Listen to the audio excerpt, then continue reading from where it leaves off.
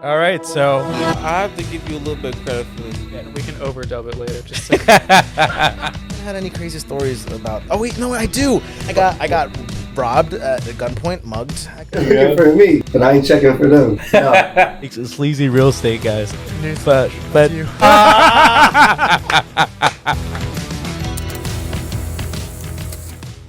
all right, so another episode of the EP podcast here. We have a home team episode today, and with me I have Arthur Hannig, our co-host, and we do have a special guest as well, and his name is Ken FRIDY. Is that how you say your last name? Friday. Friday. Okay, Ken FRIDY. Sorry about that, buddy. Okay. So we're going to be covering a lot of things, politics, anything from the assassination attempt, what has unveiled since, all the way to the most recent RNC events with Trump, and his speech and all that stuff that happened there. So, Ken, why don't you tell us a little bit about yourself? Well, everyone, it is an honor to be on the EP podcast for the first time. I have been waiting for this moment for a while. I'm very grateful for this opportunity, and what a time to speak, because we have so much to go over that happened within only like the last week or so. But about me, I grew up in Pennsylvania, but I went to school, University of West Florida in Pensacola, Florida for a few years, graduated, and then I came back home to work. And here I am still. Since I worked in Delaware, I met a lot of great friends in Delaware. I got the two folks right next to me. And thus, that's why I'm here. In terms of politics, I kind of bounce around, fluidly, I would say. But 2016, I was a very avid Trump supporter. And thus I did an internship with the Pennsylvania Republican Party and went door to door for the guy.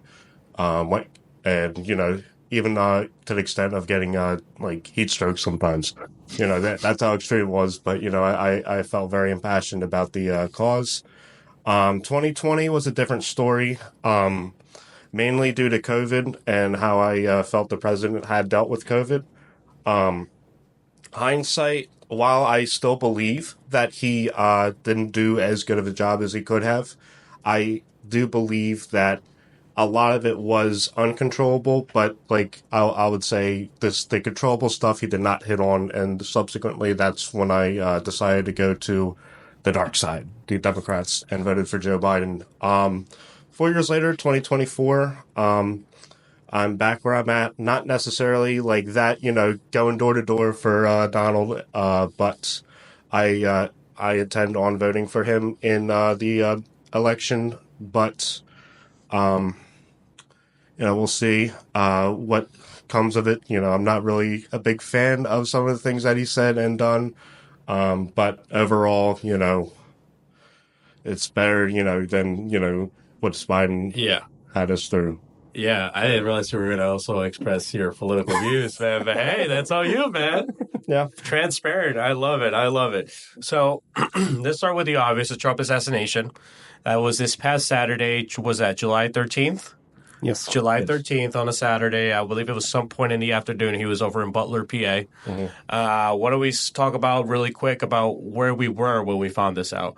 I know that I was at Oyster House. Go figure. I was at Oyster House over in Trolley Square with a friend, Brian, just sharing a couple drinks. And all of a sudden, I started seeing on X, Twitter, all over social media that Trump had all of a sudden been removed from the stage because there was a lot of pop sounds. That was like the first headlines when first things started happening.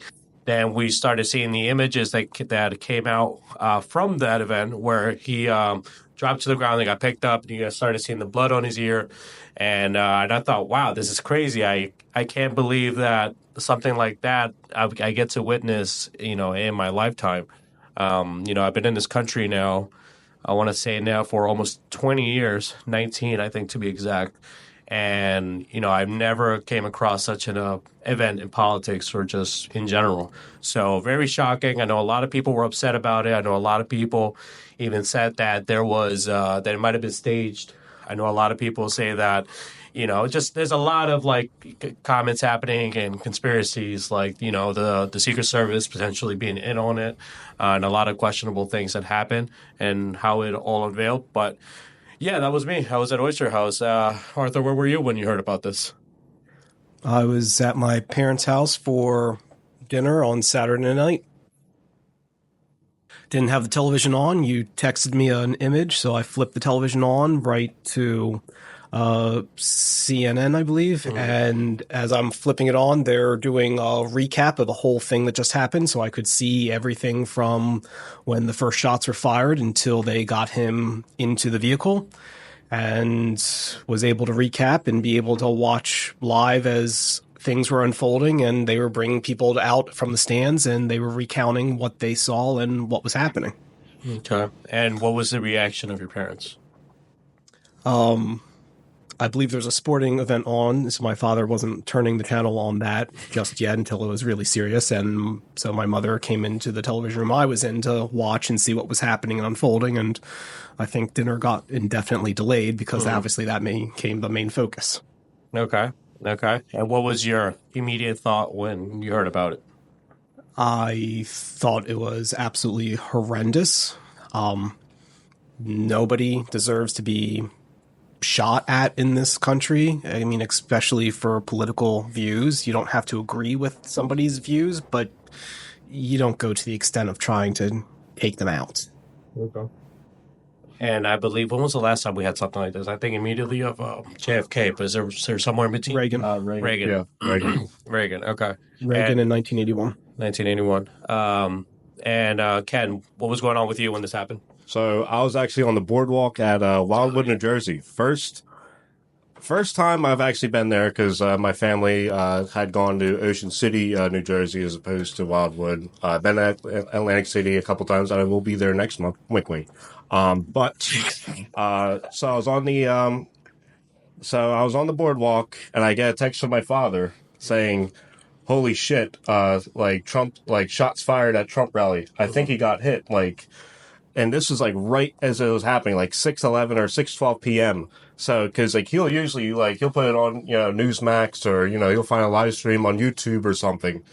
And I remember just seeing that, and like I'm like, no way. Like sometimes he'll try and like mess with me and say something, but I had a strange feeling that this was not a joke. So I turned to I went on X, and I found, sure enough, OMG, Trump shot and all this. I'm like, no way. So I pulled up a live stream on my phone, and I saw him getting like whisked away.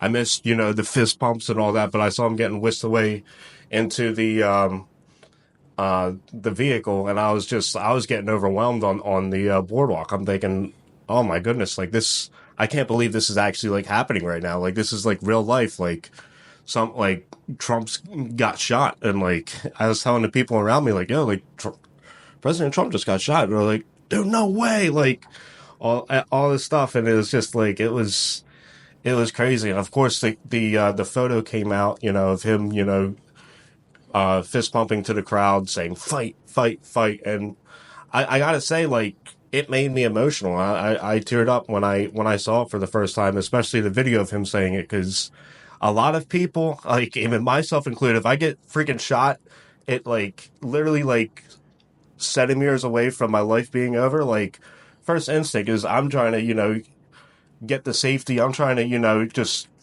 stay clear of, any threat of getting shot again. But his first instance, and he said in his speech, and we'll get to that later, is he saw faces in the crowd like somber because they thought he was dead. They thought he was dead. So he went back up, reassured him in the best way he could that he was indeed alive. Wow. Okay. See, all of us were in different places, had different experiences of the news, but overall in shock and awe, and just very upset that something like this happened despite your political views. So what were some of the things that we heard about this assassination attempt when it happened? For me, the first thing that I think of that comes to mind is that we're good. We're good. Yeah.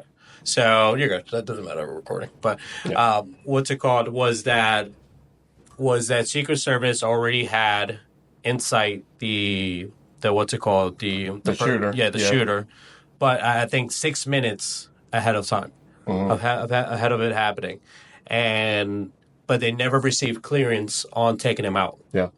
Now, a lot of people that do this for a living have came out and said how what is it, 130 yards? There was like 135 or 150, something around. Yeah, that like range. that's area that should have been essentially covered by the Secret Service. And then the head of the Secret Service had came out and said that it wasn't covered because it was slanted.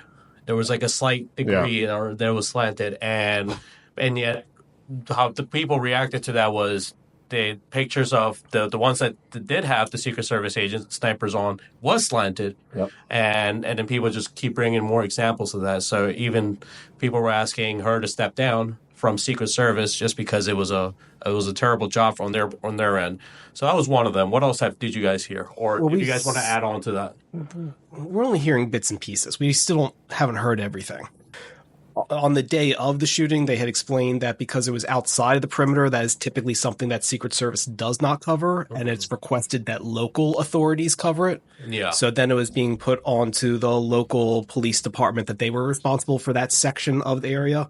But now they're coming out saying that they had sent back that they didn't have enough staffing to be able to include that area and put that back on Secret Service. Dude, for me to hear understaffed in Secret Service, that's just wild to me. Yeah. But Secret Service is understaffed for everything they're being asked to do.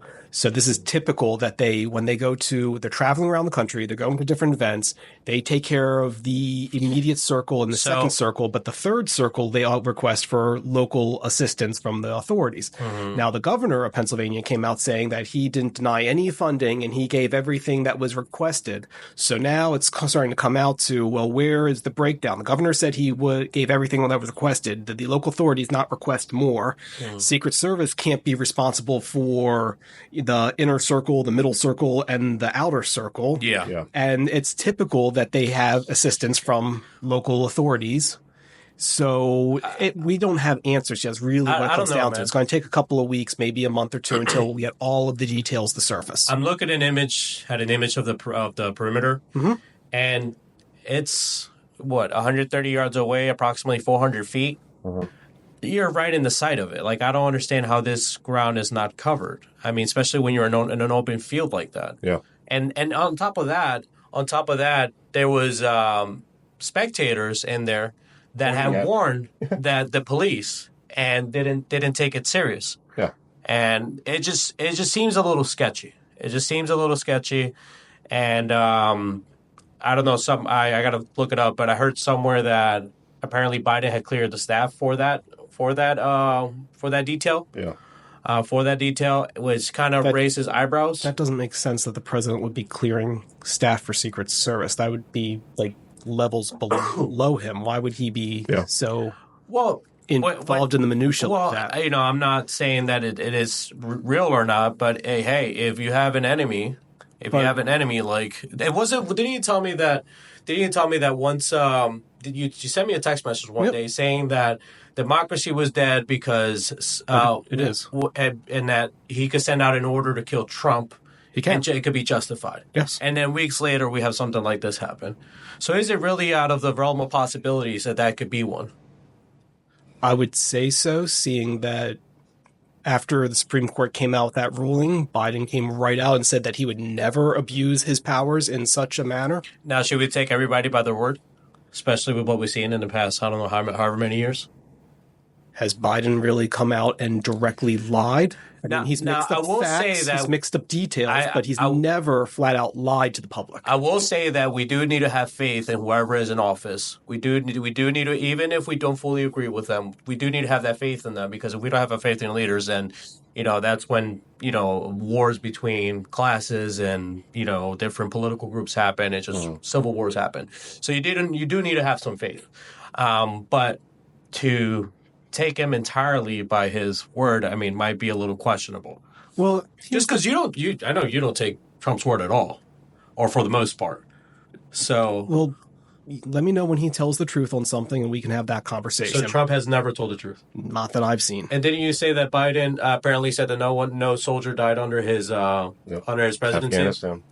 But you give him the benefit of the doubt misspeaking. He also said he would cure cancer, or Something along those lines. He said, like, under my presidency will cure Okay, cancer. so how many lies did Trump tell during the debate, and how many lies did Biden tell? Remember that ratio where it was 3-1, and then a lot of Bidens could be changed into, if you change a couple of words, if you alter a couple of the numbers because he made some mistakes there, it drops drastically. You try to do that with Trump. It didn't quite, a couple of them fell off. Trump's 30 dropped maybe to 26. Yeah. Biden's 8 or 9 dropped to 4. So, Well, Biden would probably tell more lies if he could formulate like more sentences, because the man could not speak at all, unfortunately, and that's, well, when you're trying to stand up there and tell the truth the entire time, and you know what, if he could just stand up there and lie, shit, I'm sure he would have been right there head to head with Trump. So guys, I'm going to ask the question again. Is, let's play percentages. Yeah. Right. Is it out of the realm of possibilities that there might have been some involvement from someone in our office on this, like in the assassination? I When I say percentage, like what's the likelihood? 0%, 10%, 50%, 40%? Arthur, what do you think? I really think it's 0%. I don't think this is the case. And there's more details going out there that an hour before Trump even took the stage, the police couldn't find the person that they were looking for that had the scope. Somebody was wandering around with a scope. Turns out to be the attempted assassination that he was. So you're saying 0%. And Ken, what do you think? So I'm not going to say, I'm not going to rule it out, but I would say less than 1%. Just given, that there's a very, very small possibility of that. At the same time, I don't want to delve into conspiracy theories on either side. Crazy people on the right are saying all these things, saying that Biden might have ordered assigned to people, and then crazy people on the left are saying that it's staged. It's that it kind of just takes away from the fact that people died that day and people were seriously hurt. So I don't like to go into conspiracy theories. It's kind of like the same thing with. Well, it's always a conspiracy until it's proven true, right? True, but I think this was a matter of gross incompetence by the Secret Service, and just miscommunication between Secret Service and the local the Butler Township Police Department. There's reports that the shooter pointed a gun at the cop and the cop fell down the roof. Come on now. It's what you signed up for. You should, if somebody points a gun at you, you're not retreating. At that point, you got every right to go. Right. Right. So when I heard that, I'm like, that's the similar thing to Uvalde, or Uvalde, just. So I wouldn't say any conspiracies or anything. I would do it to gross incompetence. This could have been handled completely different. Oh, 100%. There's a lot of, so far what's coming out is there's been a lot of places where there's plenty of room for improvement, and this could have been prevented on at least 5-6 different places, and we still don't have the investigation finished. And my further question is, and I haven't seen this said anywhere, is how many instances, with, similar settings that this could have happened to, Trump, Biden, or anybody speaking at a political event, whether it's, congressman or, a candidate for the office, it makes me think, how many times that this could have happened, and, this was just the time that it actually did happen. So that's something, I thought of, and it's honestly kind of concerning to think about. Okay.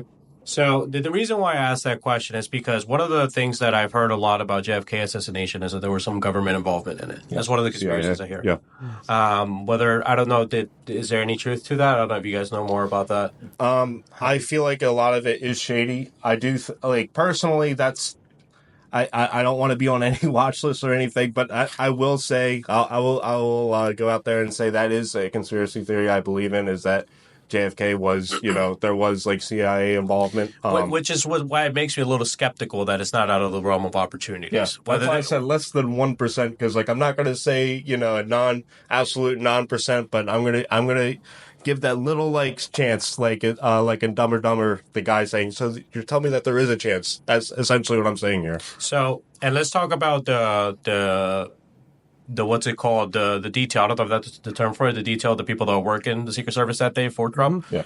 Now, Trump. Let's look up what's Trump's height here. Trump's height 6'3". 6'3".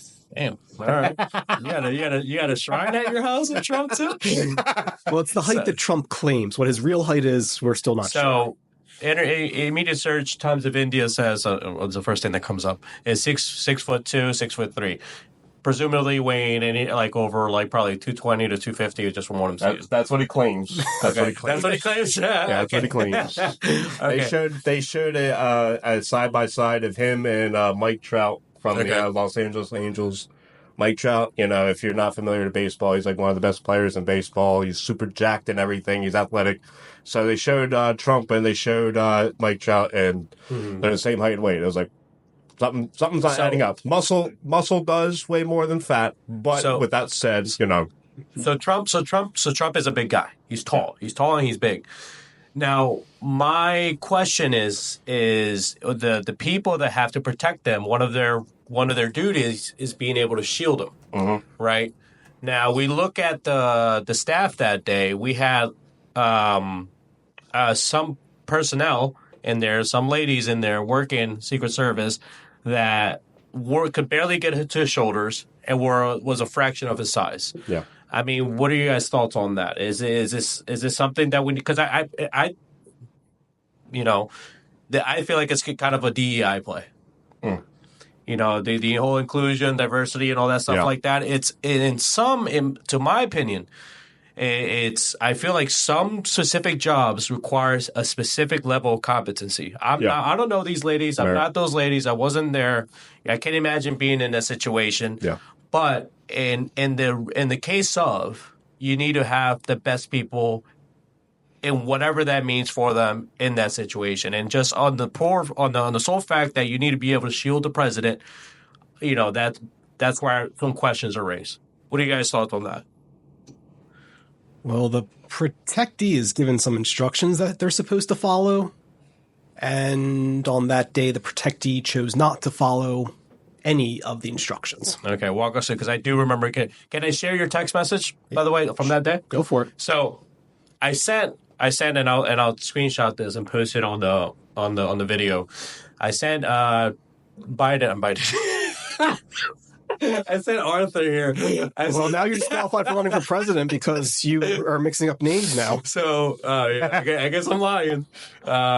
So I sent Arthur here an image, randomly sent him an image of Trump, with his hand up, right, when he was yelling "fight," and he said, "This is what Arthur says," and I'm reading off our text messages here. Just saw the whole clip. He is an idiot, right? He said, and then I said, and by the way, this is the approach we should all take when someone makes a big statement: is please explain. Right? We don't want to assume what people are thinking. We want to, unpack it a little bit. So this is what Arthur said, and you're okay with me sharing this? I would have preferred you not to share the first sentence because the first I sentence used an adjective that I would not have put on air. I shared it between a friend, so I would. Well, that's why I asked. Right, I understand that, but the rest of it is fine. But I would not have. I would not have called names publicly. I apologize. It was one thing to say it towards. He's all right. So, anyways, I'm sorry about that. So I could cut it out. Yeah. So he said Secret Service is trying to move him. Instead, he's trying to resist them. And then he tries to keep talking. They're telling him to duck and keep his head down, and he keeps standing up. At the vehicle, they were trying to get him in, and he stood up on the running boards to continue to be seen. Secret Service is trained to get him on the ground and then jump on top of him. Then they will surround him, and their job is to be around him so tight that no one can see him as they move. They also put their hands up over his head. They have to get him to the car. The car is bulletproof. The most dangerous part is getting him in the car. In parentheses, that's how Reagan was shot. As a result, the security measures have changed. one spectator is what you meant to say. Maybe. Yeah, one spectator is dead, and another is in critical condition. One shooter is dead, the other is missing. So you're saying there was more than one shooter here at the time? At that time, it was announced that there were 2 shooters. Okay, so the direction of the car was the direction of the other shooter. He is lucky that his refusal to follow directions didn't get him killed. All right, Ken, thoughts on what he said? I'd rather say no comment, but I signed up for this. Yeah, there's no comment here. Yeah. Unless you're a politician and I feel like hindsight or not like being able to like say it like while not in a situation, yes, like that, arguably is the, like reasonable thing to do in that situation. But I feel like when you're a leader or trying to be the leader of the country, you have to show strength. And sometimes you have to do, some questionable, like silly things, like, just taking risks, like of getting shot again to prove to, your supporters that you are fine. And I feel like that's what he did. Like, and the fact that he did it without thinking, like, I commend the man. And like, I even thought, like, I put, if God forbid similar situation, instead of Trump, it was Biden and he did the same thing, put his fist in the air, like, I would be like, hell yeah, dude. Like, that's a true leader right there. Like I try to remove the bias of it and like try to put, other leaders in there, like regardless. And I feel like it was just a very, like, even Mark Zuckerberg, who's, donating hundreds of millions of dollars to the Democratic Party, has come out and said that, it was like a badass photo. He said it was the badass thing he's ever seen. Yeah. Like, and that's coming from Mark Zuckerberg. Like, that's like, it's not like Peter Thiel. Like, that's, somebody that's like prominently, like pretty like left wing, I would say. So I was pretty shocked to hear that. And I feel like, like Arthur said, like there are protocols and stuff like that, but sometimes you gotta like until the situation actually happens, like sometimes you gotta do an audible, because it's that, like, if he would have just, cowered and, he would be like a million times safer. And like you said, like, and that's actually another theory out there, is that there was 2 or multiple shooters. Arthur's thoughts on what he said. But his actions not only put himself in danger, put all of the Secret Service in danger because he didn't follow instructions. So it's not, yes, we're talking about, yes, it made him look great, but how many other lives did he put in immediate danger by not following the instructions? I mean, I understand Secret Service puts their lives on the line and they chose to sign up for this job. That's great. Yeah. But it doesn't mean that you get to, as the protectee, you get to further endanger them. And that's exactly what he did. Yeah. I mean, that's a fair point. And go back and watch them getting into the vehicle. That was absolutely amazing, the way they formed a wall. And as they got closer to the vehicle, the next one hops off him and stand next to and keep forming a wall across. Yeah. And all he had to do was keep his head down. And then all of a sudden, he pops up above everybody. Yeah. And then if you watch very carefully, you'll see that they actually pushed him into the vehicle. Yeah. I mean, like I agree with a lot of things. Protocol is protocol. Right? Protocol is protocol. It should be followed. I think he saw an opportunity. And I don't know. See, what we do know about Trump is that he doesn't go down without a fight. Yeah. And the adrenaline is running. It's very hard to... He just got shot in the ear. Like, you don't know what the hell's going on. I'm sure it's very hard to think, protocol step 1 through step, from A to Z in a very detailed order. I'm sure it's hard to do that. But they're telling him what to do. They told him 4 times to move, and he didn't move. Well, he followed most of it. He followed step A. Great. B, C, D, E, F, G, H. Not at all. Look, and he's being coached. They're telling him what to do. They understand that in a situation like this, you need to be given instructions. They are giving him the instructions, and he's ignoring them. Look, I get it was against protocol, and you shouldn't go against protocol because there's protocol for a reason. But nevertheless, yes, we did have a casualty. We have 2 casualties. One being the sniper, and the other one being the man who was shielding his family and died in doing it. But there is no arguing that that is, at least in my opinion, from my knowledge, the extent of it, is that that's one of the most historical things that we have seen in our lifetime. That image, 100%. that image of him raising his fist up, yelling "fight," that almost feels like that's going to be the image that gets him across the finish line. Yeah. I mean, and honestly, like, it felt like he was trending towards getting elected before the debate. The debate gave him a huge boost, and I was honestly concerned going into it. Like, that was like the make or break right there. And then ever since then, he's been riding that, and then that event that happened took it to like a whole nother level. And yeah, like I would say that, like you said, that image, like we're gonna see that like at like the forefront of chapters on like AP United States history booklets and stuff like that. Like it's gonna like go down for like and I don't know if you saw, but Time they tried changing the cover from that image to another one from the shooting because they're trying to and like there was a report that an editor went out and said like, hey, let's try not to use this image because of how Good it iconic makes him look. how good it makes them look, how iconic it is. They're like, oh, we can't do this, like, but like that goes to my point. Like, it doesn't, like, obviously, like, the media does have, inherent bias against Trump, but, like, it shouldn't matter who it is. Like, that photo, you could, like... What if Biden did that? That's what I'm saying. If Biden did that... What if Biden did that? What would be your thoughts on that? Biden wouldn't have done that. He would have followed protocol. Okay, so if Biden did that, would you condone him as much as you are with Trump? Yes. Okay. So, rumors also came out that Iran might have been involved in it, but they already came out and said that they had no involvement with it. Because there was I think it was unrelated to that, but yeah, there was like plots of an assassination attempt by like Iran or somebody in Iran. I was like, that's really weird that just came out like, Yeah. It was a really strange coincidence that it came out like a few days after like the actual assassination attempt. Mm-hmm. And let's talk about the sniper for a sec. The sniper, Himself. he's what was his name again? Let's see here, sniper name. I'm sure if I look up just sniper name, he'll be one of the first to come up. Trump assassination. All right, let's see here. You would then be easier to find his name. I think it's Thomas Crooks. Yes. Yeah, Thomas Crooks, right?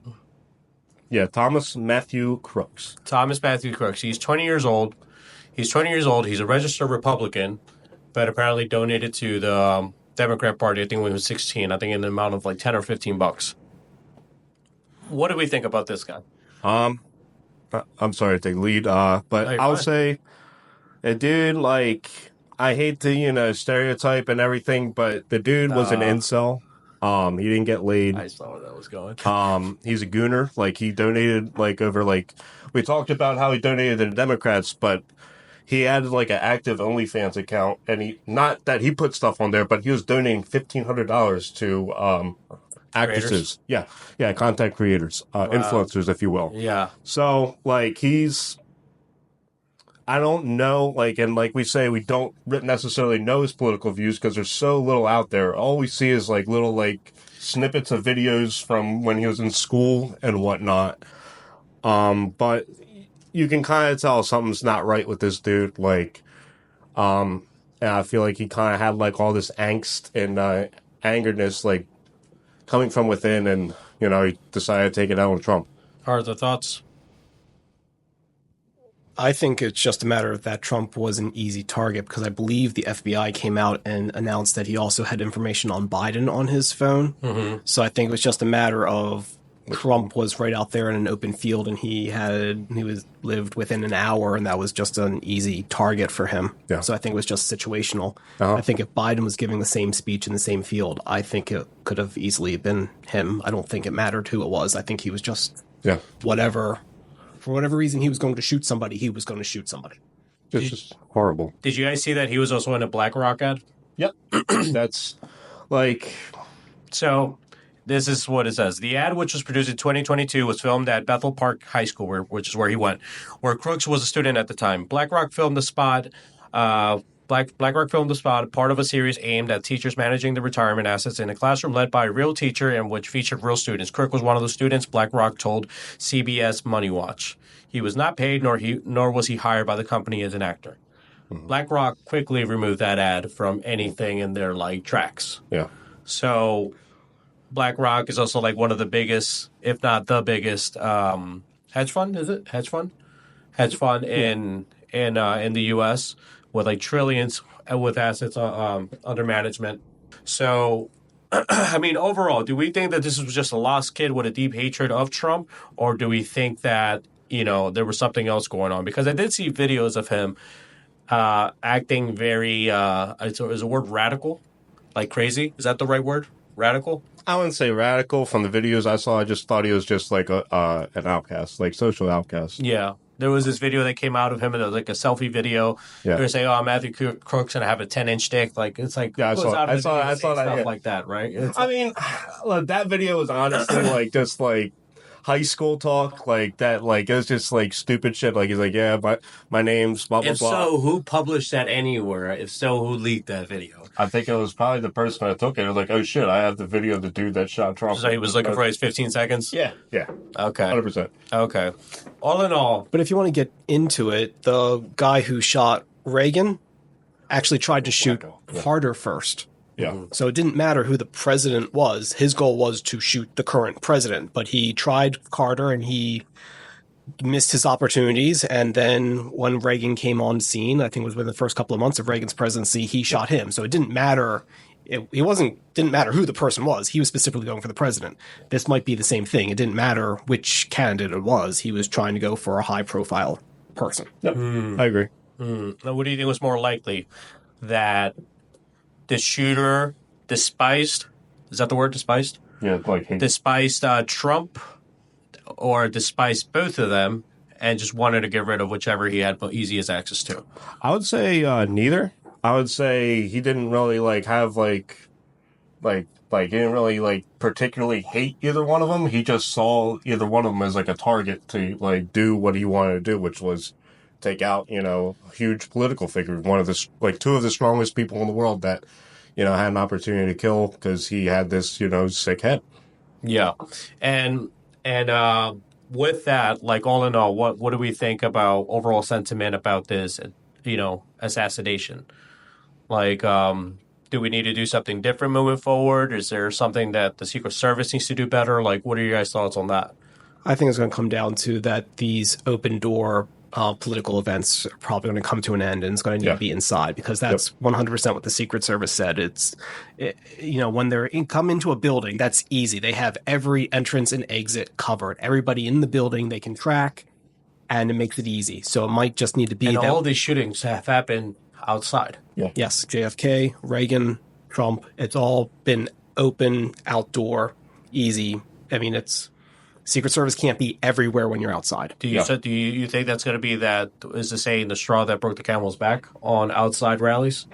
I think so. I think it's going to come down to each candidate and let them know that, the Secret Service only has so much in limitations, but if you to ensure that we don't have power, we need to be inside. But if you choose to, Secret Service is never going to dictate what you can and cannot do. They make that very clear. They're going to do everything in their power. Especially if you're supposedly understaffed. If you don't have the staff to meet the demand you need, why not? Is the work And as of this weekend, they became even further understaffed. Really? How come? Because now Trump is the official Republican nominee. So now it's not only him, but his family gets Secret Service. He's now announced the vice president running mate. So now it's him and his family get Secret Service. So now all of a sudden, the amount of Secret Service that's available just got smaller. Because now RFK is getting it too. Is he? Yeah, RFK was clear to get Secret Service protection moving forward. Yep. Okay. You would think that, with all the tension that's happening, it would take not little an actual assassination in place to protect a Kennedy. Yeah. But when the entire Kennedy family stands up and says, "We're not voting for you," I mean, but a Kennedy's a Kennedy, regardless. If we're not, His mother came out against him. and so what? So he just deserves less protection just because his mother came out against him. No, it's just Because Biden's daughter has came out against him.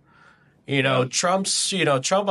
I don't know anybody in Trump's family that came out against him. His sister. His sister, Mary Trump. Yeah. his sister. his sister, his niece. But these are all people running for the highest position in this country. So especially when these kind of things happen, it's something that should at least be diligent on. So, okay, so we potentially lost outdoor rallies moving forward. Ken and I attended the one over in PA about a month ago. I think it was what it was? Yep, a month ago. Never been to a rally before. It was a very interesting experience. But I at no point did I feel unwelcomed or like people down my throat about Well, were you walking around with a big shirt that said Biden on it? no, but Then why would you feel unwelcome?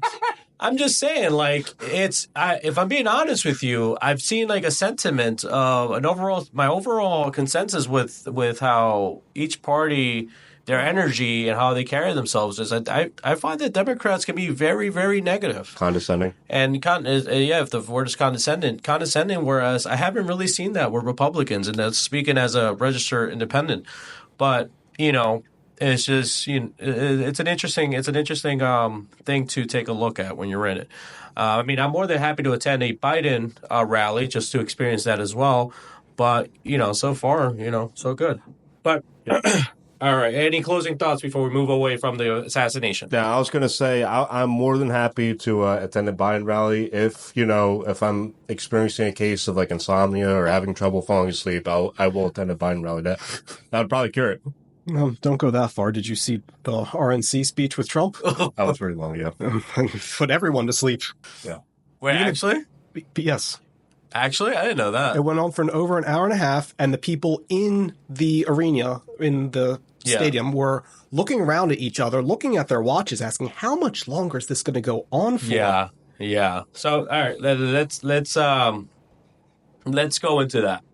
Right. So, well, in transition to that, we saw that Biden's likelihood of winning the race became lower after the assassination with that insane picture.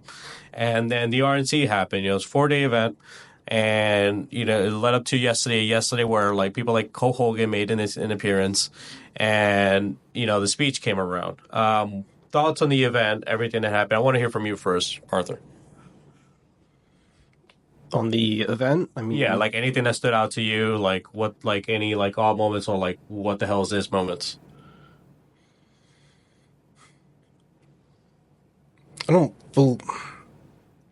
Unfortunately, I was watching MSNBC, so for the most part, I'm watching it, I'm listening to the commentators, and you weren't watching the event until the final speech came out each night.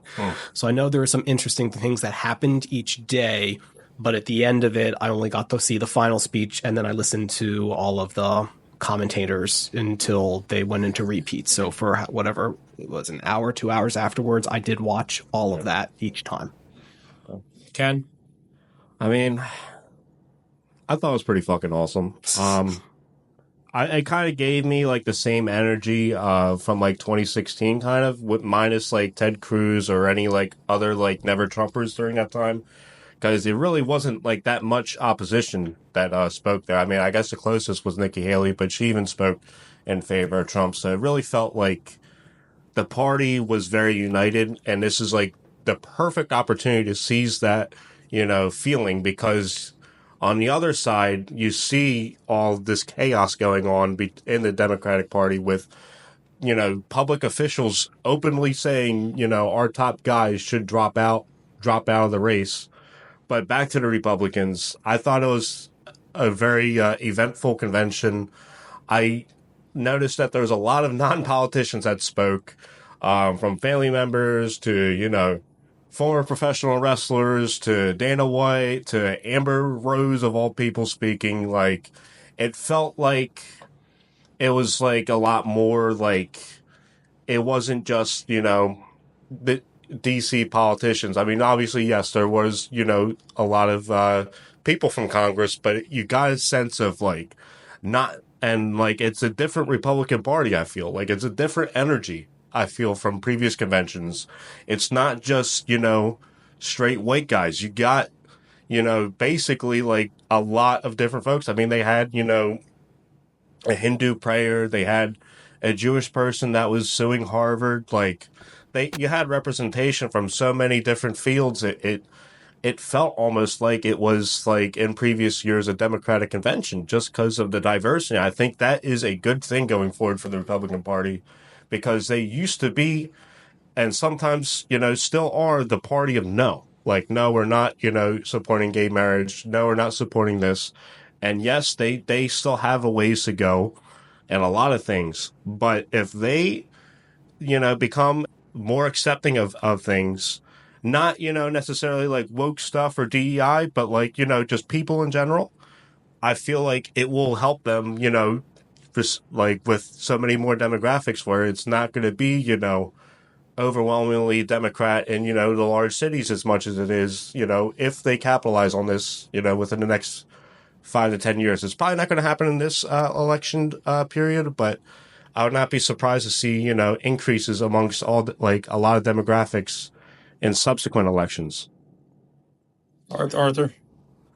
Going back to the original question, the first thing that stood out was Ron Johnson delivering the wrong speech, and he couldn't recognize that he was delivering the wrong speech as he was reading it. Like, do you not listen to what you say? That was... So, here's some numbers. 2024 RNC viewership by day.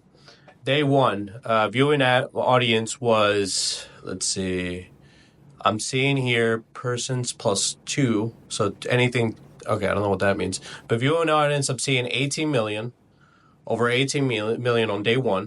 Mm-hmm. Day 2, 14 million. Yeah. Day 3, 17 million. Yeah. And as expected, day 4, 25 million with a rating of 8.3. I would love to know how many of that 25 million stayed with it till the end. That's because that was a huge comment. Is that he and YouTube they call that retention. The timing was horrible for Trump's speech. He didn't go out to speak until 10:30 East Coast time. Yep. And then he went on for an hour and a half, so that meant he ended at midnight East Coast time. So he only had 30 minutes to keep the East Coast entertained in prime time. So they needed to alter their schedule. They needed to shorten things. They needed to get Trump out sooner. Yeah. And that was a huge mistake there. Okay. Yeah. So, I mean, that's still a lot of people. I wonder what that breaks down. And the hard part is you're trying to preach to the East Coast and the West Coast simultaneously, and there's a 3-hour gap. So you really got to time your window perfectly. But when you're spending millions on an event, this should have been figured out. Yeah. Yeah. And what do you guys think about Trump's VP select, J.D. Vance? I would say, like, out of the field, like, Tim Scott, Marco Rubio, even, like, Nikki Haley was thrown out there. Like, out of, like, what we knew were, like, the top choices, I would say J.D. Vance was probably the best option out of all those. Take the choices out of it. What's that? Take the choices out of it. Take the choices out of it. Just focus on J.D. Yeah, focus on J.D. Like... I don't know, because, like, he said some crazy things about abortion, and, like, that to me, like, it's not a deal breaker necessarily, sorry, women, but I would say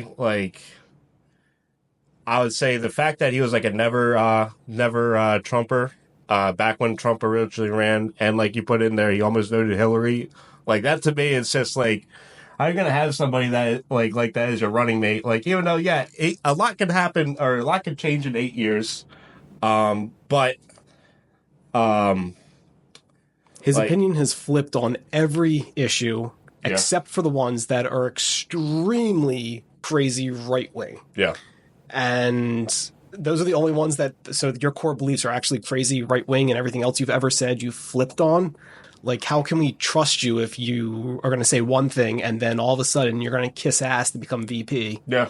And that's how you got the VP, is because you said everything somebody wanted to hear. Well, I saw an interesting fact out there that, and I don't have it pulled up here, but that he's one of like the first people to become vice president, or whatever the case. And I don't know how many years. I think it was 27 with facial hair. I thought that was a little bit of a fun fact. But a few other facts about him here by the New York Times that I found is his name was not always James David Vance. At birth, it was James Donald Bowman. It changed to James David Hamill after his mother remarried, and then it changed one more time.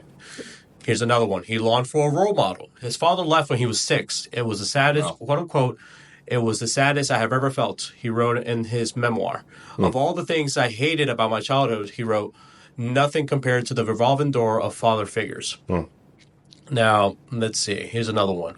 He was raised by Blue Dog Democrats.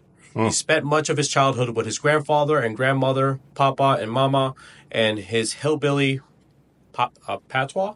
Is that what it is? Patois? P-A-T-O-I-S? Patois? I've heard of that word before, but is that how you say patois? No, I've heard of that word before. So he said he described his mama's affinity for Bill Clinton and wrote about how his papa swayed from the Democrats only once to vote for Ronald Reagan. The people who raised me, he said in one interview, were classic Blue Dog Democrats, Union Democrats, right? They loved their country. They were really socially conservative. Let's see.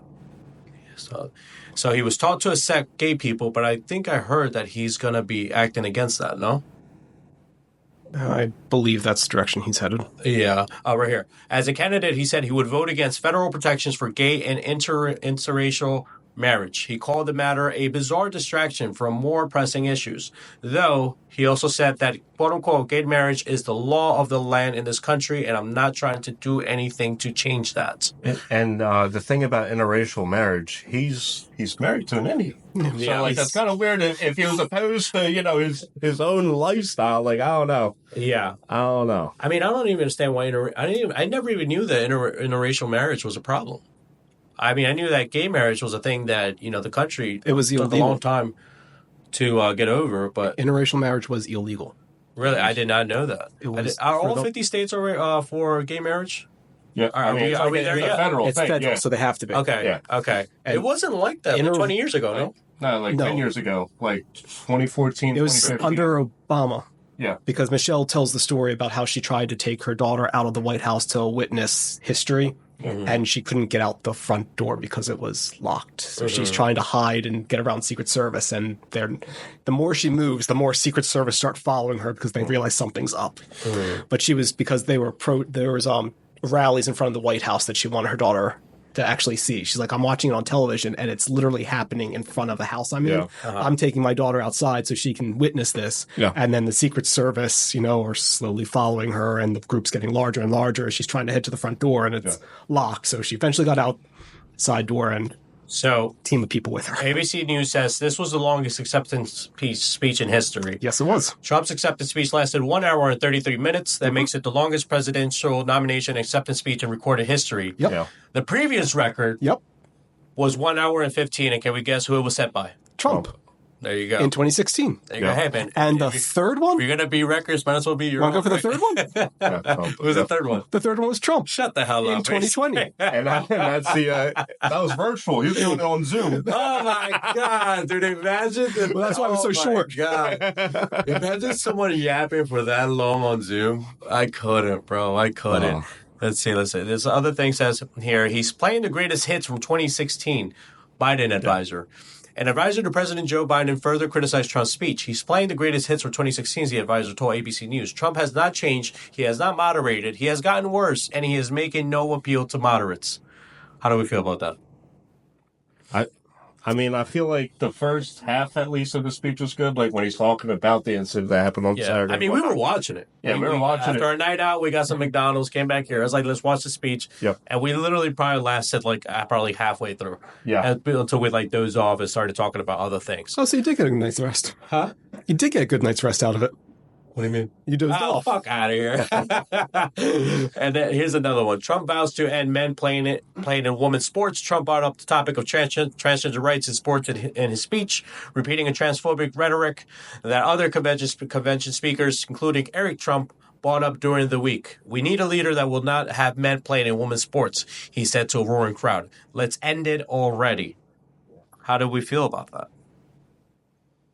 I mean, like, I feel like it's just like there's just inherent like biological differences between a male and a female, and like yes, like you can like get like on hormones and whatnot and be, like transition to a woman, and good for you and all, but like at the same time, like you shouldn't be allowed to compete like in a sport like swimming or weight lifting and whatnot, like with actual like biologically like born women. Like it's just like you're like on incredible like disadvantage or advantage. So you're a guest. Yeah, I'm a guest. You're a guest. Yeah. Arthur?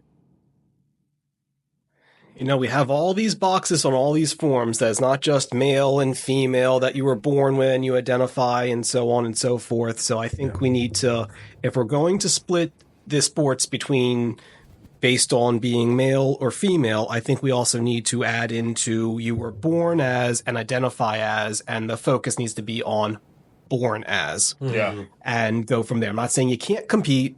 You just need to compete with the qualities and strengths that you were born with. So all in all, the RNC with Trump, do we think it favored him in terms of the race, or do you think that some of the stuff he said that hurt his favor in the race? Well, I mean, I feel like nothing he said was going to ever like deter like his strongest supporters. Like, so I feel like like.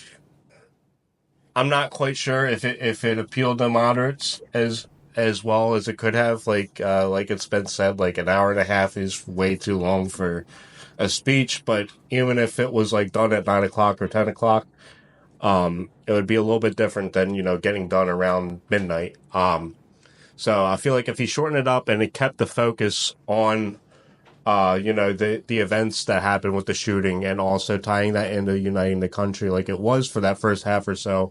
And it just ended after that, like, thank you, good night, or God bless America, all that, and then cut it off of that.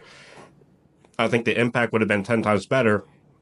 But the fact that, the latter half of it is just, talking about policies and stuff like that he said, countless times that we already know. It's just like, it's going on and on and on. I don't know. Like, I personally, like, I feel like if you watch highlights of the speech, it would be a lot better. But, like, watching 93 minutes or so is of any speech, I mean, that's a full-blown movie. Mm-hmm. So it's a little hard to be engaged for all 93 minutes. Yeah. And it didn't say anything. Like, this was a speech where he's supposed to discuss his policies, and all he did was just, like, give the headline news and nothing to support it. I mean, he could have gone up on stage and said, and I'm going to cure cancer. I mean, that was the equivalent of some of the things he was just saying. We are going to do this, and we're going to do this. That's great. How? I'm not asking you to go into a full PowerPoint presentation, but listen to 1, 2 examples of what you're going to do. There was no facts to back up the statements. It's just all open statements. Yeah. And it's politics. You gotta tell. You're announcing that I'm running and this is what I'm going to do. Just a little tidbit on how you're going to do that. There wasn't a single detail. So, what are you? Plenty of time. Biden gets COVID. After, was that announced after the RNC? During. Biden gets COVID, and word comes out that he's willing to drop if it gets worse. Well, it wasn't necessarily that. Like, I feel like it started after the debate, the rumblings of top Democratic aides, top Democratic donors, and all that, like saying that they want him to drop out. And at first, first week or two, he was very like adamant that he's staying in the race. Yeah. The people elected him. Yeah. He's going to stay in the race, and he's the only one that's beaten Trump. Yeah. So that's why he's staying in the race. Well, so he came out today again and said that he's not dropping out after all those things. Well, if you read every article, and if you actually read the article, it is all speculation, and everything is pretenses. Biden could drop out. Biden might drop out. There is talk that Biden should drop out. There is nothing that ever came from Biden or Biden's team that indicated that was going to happen. This is all speculation from everybody. So everyone wants to go on about fake news in the Republican Party. Well, here's fake news with the Democratic Party, but we don't want to call it fake news. So odds of Biden dropping out. 0. Percentage. 0. 0%. He's in. He is in. And if he drops out, that would be the biggest mistake on the Democratic side. On the Democrat side. You're too far into this. Yeah. You have to unite. This is why Trump lost the last round, is because there was no unity. No unity with the Republican Party, with 24 people running simultaneously. 24 people are trying to run for office. There was no unity. And they're still fighting it out right up until the RNC. Yep. You gotta unite. Democrats, you don't want Biden, get him reelected, and then figure it out after that. Got it. I mean, I've been following the betting odds for who's going to be, the president. Like, I follow polls as well, but I feel like betting odds are also very telling. Yeah. And if you look in the past 30 days, like this is the debate. And then after the debate, you see Newsom for, decent amount of time for like a week or so. Give us numbers. Do you have numbers to? Yeah. So Biden drops from around 35.5%. And then around June 28th drops to 21%. Newsom's at 9.7. The trend starts to dip. And then around start of July, something weird starts to happen. There's all these subsequent reports of top Democrat donors, top, people in Congress and whatnot, people close to Biden, like his family and everything, meeting with him, discussing about, whether he's going to stay in the race. Then Kamala starts to creep up, and she overtakes him. And, literally, if you look in Overtakes Biden. Yeah. Okay. And, if you even look, the past, since, the start of July, it's literally been, up and down, up and down, up and down between Biden and Harris for that second highest odds. As of right now, Harris has 18.2% on average amongst the top betting websites. Biden has 8.8%. So of winning. Yes. Right. So what do you personally, what do you think his percentage likelihood of dropping out is? I'm going to say, especially with it coming out that Obama came out and he's trying to, do things behind Biden's back and trying to convince him to back or drop out. I would say it's closer to 60 to 70%. 60 to 70. Wow. Yeah. What are the thoughts on that? Did you read that Obama has only talked to Biden once since the debate? Well, that's what I think. I think he's doing it behind his back. Okay. I mean, that's... Gentlemen, closing thoughts. Closing thoughts. Closing thoughts? Yeah, Arthur. Closing thoughts on which topic? Just in general, everything that's going on. Trump speaking at the RNC for an hour and a half was a massive mistake on his part. I think it actually made Biden's numbers even stronger. It actually made Biden look better. Biden actually talks about something of substance, and Trump looked like a old man rambling on for an hour and a half, and no one had the courage to say, stop talking. Ken? I mean, I feel like it's been a very, very eventful week in politics. Obviously a lot has happened. The former president has been, almost out of his life. If it weren't for, a slight tilt of the head, it would be J.D. Vance or, Nikki Haley running. So that alone is a crazy thing. The RNC, I feel like overall, I would say it was a success for the Republican Party because there wasn't chaos or dismay. I'm very, very, very excited to watch the DNC because I think it's going to be a lot more entertaining. Not intentionally, of course. I think it's going to be entertaining in the fact that there's going to be so much dissension. There's going to be no unity. There's going to be, pro-Biden people. There's going to be pro-Kamala people. There's going to be pro-Obama people. There's going to be Newsom. There's going to be so many different sectors of the Democratic Party. I'm very eager to see how it play out. Ken, tell us what is it that you're drinking out of? I am drinking out of the mug. This was originally intended for my father as a Father's Day gift. Point out the camera. So, what does on one side it has the American flag, which is nice. On the other side, it has liberal tears. And I thought my dad would love it. And he said, I am not going to drink anything with that fucking word on it. So I was like, I will. All right. Well, my opinion is that just based on everything I've been seeing in the past year, just the whole sentiment and everything, I think there's no way that Trump doesn't win. You know, whether it's by Biden just making himself look bad or by Trump just having this almost heroic-like moment of doing what he did at the shooting, I think that, you know, it's clear more than ever unless another Black Swan event happens leading up to the election. Or an October surprise. Or an October surprise. But, you know, we'll leave it up to the viewers. What do you guys think? You know, did the assassination change the narrative for Trump or Biden? Should Biden drop out? If so, is Kamala, you know, one to fill in the shoes? You know, let us know what you guys think. But until then, if you haven't already, subscribe, like, comment, share it with your friends. Turn on the notification bell so you don't miss any more episodes. And on to the next one. Bye-bye.